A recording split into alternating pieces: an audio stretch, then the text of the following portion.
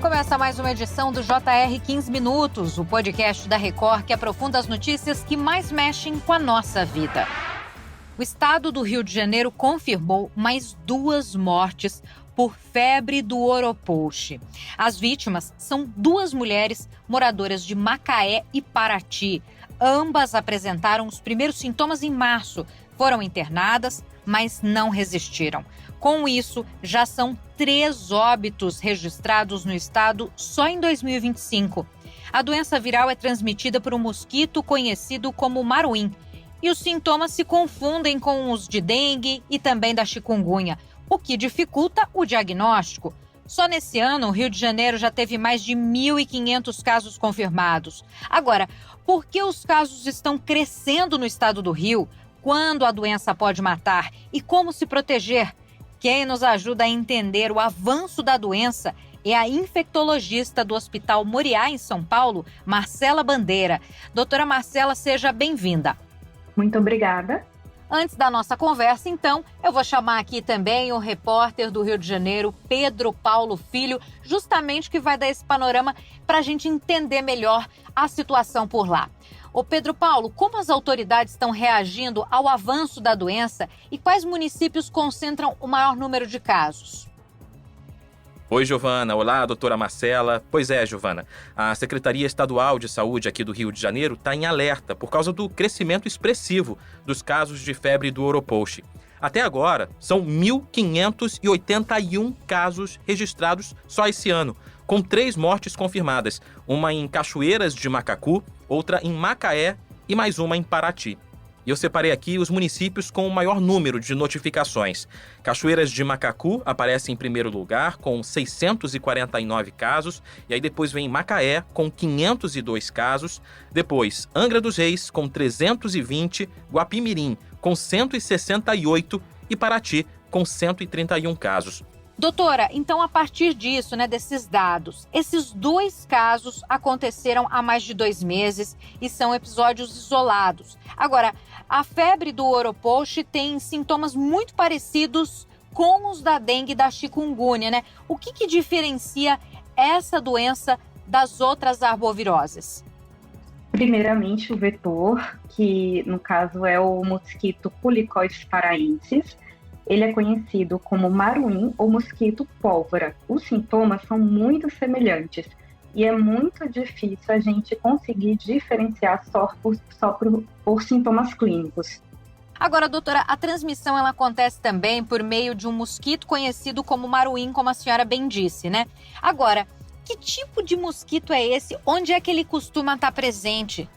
O mosquito, o nome dele é o Culicoides paraensis. Ele foi descoberto pela primeira vez no Pará no ano de 1905. Ele é um mosquito que é muito pequeno, ele tem cerca de 1,5 milímetros, mas ele pode atingir até 3 milímetros. Uma característica importante, diferente das outras arboviroses, é que sua picada é dolorosa. Ele é muito mais comum em regiões de maior umidade ou em locais que tenha matéria orgânica acumulada no chão.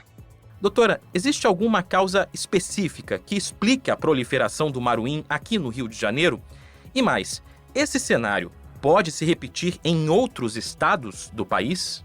O cenário já acontece em alguns outros estados. No Rio de Janeiro foi um aumento expressivo no ano de 2025. E a gente imagina que essas cidades específicas que tiveram esse aumento do número de casos, a relação é porque são lugares que têm uma alta umidade e tem presença de plantações. Certo, doutora, a senhora falou inclusive que teve um aumento no Rio de Janeiro. Eu trago aqui essa informação que são mais de 1.500 casos, como o próprio Pedro Paulo disse. O que explica esse aumento expressivo de casos, na opinião da senhora? E existe algum surto em andamento?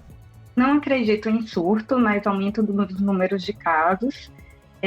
O crescimento pode estar associado a diversos fatores, especialmente ambientais, como mudanças climáticas, desmatamento e a urbanização. E isso pode favorecer a proliferação do vetor. Bom, os casos estão concentrados em municípios como Cachoeiras de Macacu, Macaé e Angra dos Reis. Doutora, o que esses locais têm em comum? E por que o vírus parece estar se espalhando especialmente nessas regiões? Como citei anteriormente, é em relação à umidade da região. Então, é a principal justificativa que eu consegui achar pesquisando. Perfeito. E também provavelmente por conta de ser uma região de mata, uma região onde tem bastante natureza, né? Isso, plantações, né, que é muito comum, e umidade. Doutora Marcela, a gente teve 3 mortes confirmadas por febre do Oropouche no estado do Rio neste ano, né? Claro que cada caso tem as suas particularidades e ainda estão sendo investigados. Agora, do ponto de vista clínico, em que situações a doença pode evoluir de forma mais grave? E eu também pergunto, existe alguma condição pré-existente que possa agravar o quadro de saúde dos pacientes ou também fatores que dificultam o diagnóstico e atrasam o início do tratamento? Como na maioria das doenças, o principal grupo de risco são pessoas que têm o sistema imunológico comprometido, como idosos, crianças e gestantes. Essas pessoas, elas podem apresentar quadros mais graves. Em relação ao diagnóstico, o que dificulta? A febre do Oropouche tem sintomas muito parecidos com outras arboviroses. Outro fato também é que os exames eles não estão amplamente disponíveis. Então, por isso fica mais difícil ter o diagnóstico. Doutora, existe algum protocolo de tratamento específico para a febre do Oropouche? Ou o cuidado com o paciente é feito só com base nos sintomas, como repouso e hidratação, por exemplo? Não existe nenhum tratamento específico para a doença. O manejo é feito com medicamentos sintomáticos, repouso, hidratação e, assim, em relação aos medicamentos, são analgésicos para alívio de dor e da febre. E é muito importante, sempre que tiver uma suspeita de sintomas da doença, né, especialmente essas pessoas que estão nessas regiões de risco, procurar um serviço de saúde.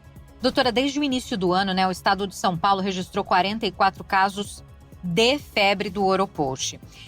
Eu queria saber o seguinte, o maruim é um mosquito muito pequeno, quase invisível, né?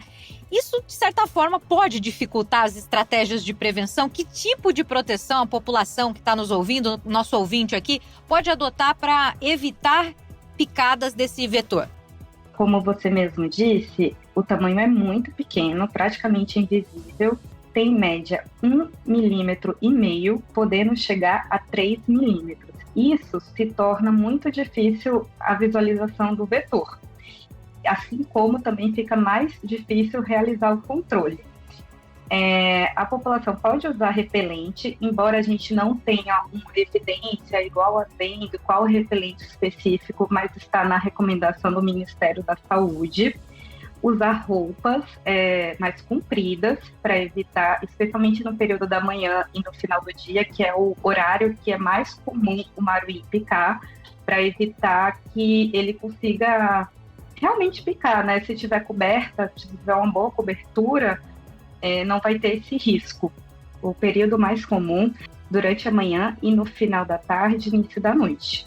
Perfeito. Então, a pessoa talvez que for para uma área de mata, for fazer uma trilha, tem que ter mais cuidado e tem que aplicar repelente também, né?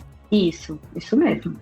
Perfeito, doutora. As autoridades de saúde, né, têm adotado ações específicas para conter o avanço da febre do Oropouche, com bloqueios de focos ou campanhas de conscientização. A senhora tem visto isso? Tem saído a manifestação, né, uma promoção em relação a essas campanhas? E o que já está sendo feito? O Ministério da Saúde ele tem intensificado, sim, as ações de vigilância e de controle, incluindo, como você citou, o bloqueio de focos do vetor, eliminação de criadoras e a realização de campanhas educativas, para informar a população sobre as formas de prevenção. Certo. A senhora sabe me dizer se é o mesmo esquema, né, de bloqueios como o da dengue? Não existe nada estabelecido como é a dengue, então não é a mesma forma. Eu separei outro dado aqui importante. Em 2024, o estado do Rio registrou pouco mais de 100 casos. Doutora, a que se deve essa diferença tão grande entre os números do ano passado e os desse ano?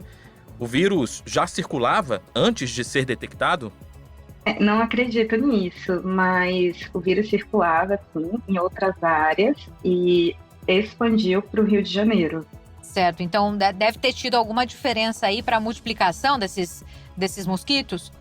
Tem alguns fatores que são questionáveis, e não tem nada ainda confirmado o porquê.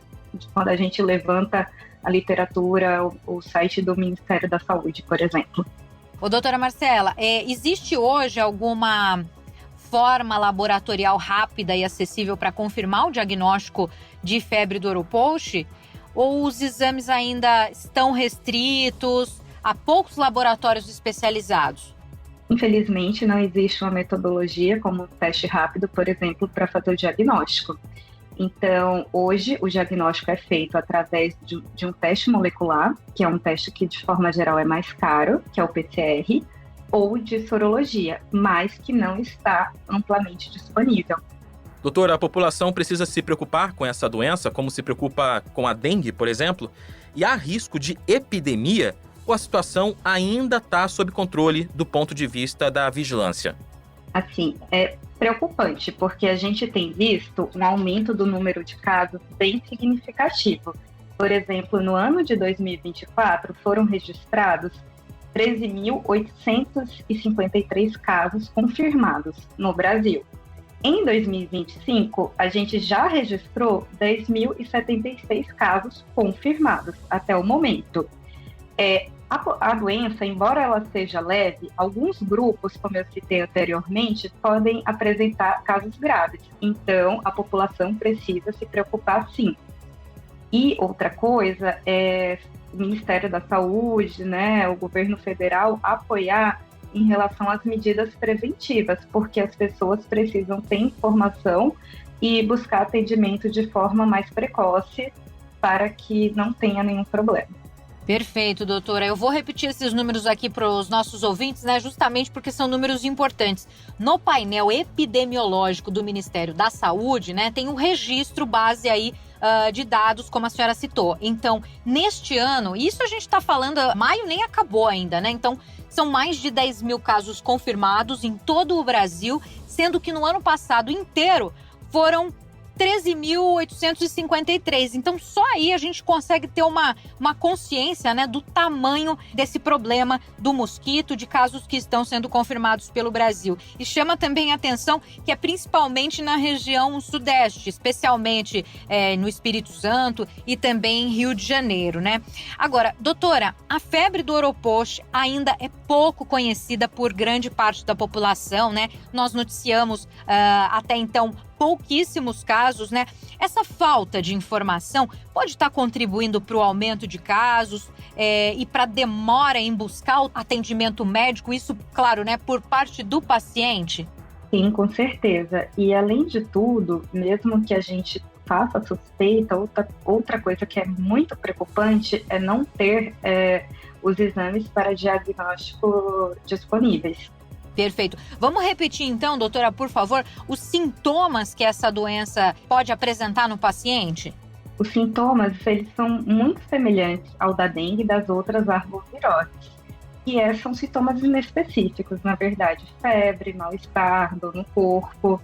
Então, é muito difícil o paciente pensar que possa estar com a febre do Oropouche. Então, assim, mas se um paciente tem febre, tem esses sintomas, mesmo que inespecíficos, em regiões que têm tido aumento do número de casos, precisa procurar o serviço de saúde. Termina agora a edição 1176 do podcast 15 Minutos. Nós ouvimos aqui a médica infectologista do Hospital Muriá, Marcela Bandeira. Doutora Marcela, obrigada por trazer esses esclarecimentos e todas as informações aqui para a gente em relação à febre do Oropouche. Eu que agradeço. Também agradeço o nosso parceiro aqui, repórter da Record no Rio de Janeiro, Pedro Paulo Filho. Pedro Paulo, valeu! Eu que agradeço. Obrigado, doutora Marcela. Obrigado, Giovana. E até uma próxima. Esse podcast contou com a produção de David Bezerra, das estagiárias Amanda Fusita, Isabela Santos e Yasmin Logrado. A sonoplastia é de Diego Marcondes, coordenação de conteúdo, Deni Almeida, direção editorial, Tiago Contreira e vice-presidente de jornalismo, Antônio Guerreiro. Você pode acompanhar o JR 15 Minutos no portal r7.com, nas redes sociais do Jornal da Record e nas principais plataformas de streaming. A gente te espera no próximo episódio. Vai ser um prazer. Até lá!